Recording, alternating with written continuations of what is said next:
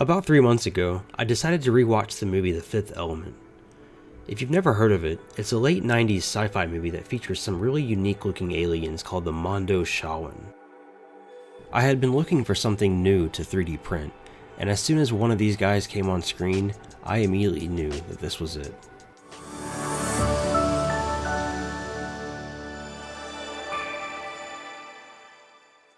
I found a great 3D model of the Mondoshawan by a guy named Magnet on Thingiverse that already came cut up into smaller pieces so that it's a bit easier to 3D print.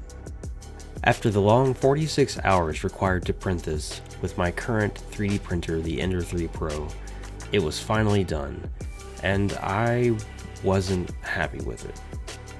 The print looked fine, but it just didn't have the level of detail I wish that it could. So, enter resin printing. I finally decided it was time to upgrade my 3D printing and buy a resin printer. I settled on the Elegoo Saturn 2, which is a new 8K resin printer that promises to give me the details I'm looking for. After letting my first print run overnight, I woke up to find a finished print, but unfortunately it wasn't perfect. One corner of the print had become detached, but luckily, after taking the time to remove all the supports and then give it a sun bath to cure all the resin, I found no issues whatsoever. Talk about a quality difference. I was blown away. The resin print is so much better, just night and day. I was so happy I immediately went on to the painting process.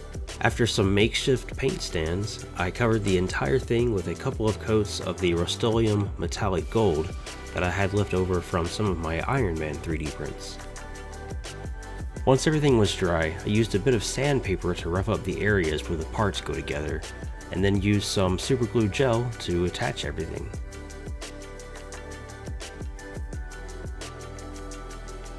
The quality of resin to FDM is just no contest.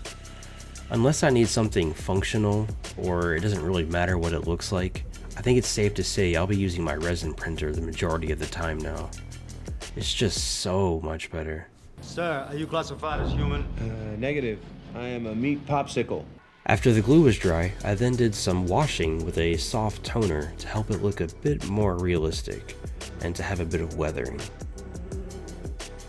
For the eyes, I used some reddish-brown acrylic paint.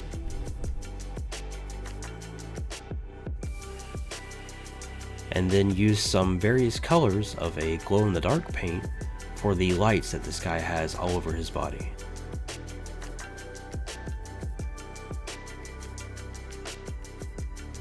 And then finally, to finish it up, I applied one more round of a soft toner wash to help dirty it up even more.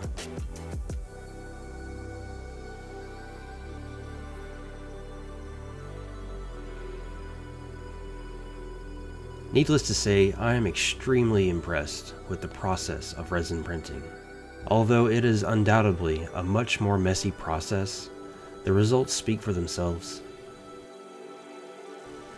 I've held off on printing so many things because I knew that most of the time spent would be in the post-processing. Sanding, applying filler, over and over. But with this, it's just print and then paint. I think back to when I was making my 1/3 scale Iron Man, and I regret so much time that I spent sanding. I could have saved months, literally. If you're thinking about buying a resin printer to make statues or anything with high amounts of detail, I highly recommend getting a resin printer. If you enjoyed this video, please consider subscribing, or maybe just hitting the like button. Until next time, I'm Ryan the Cyber Hobbit. Have a good day. Bye-bye.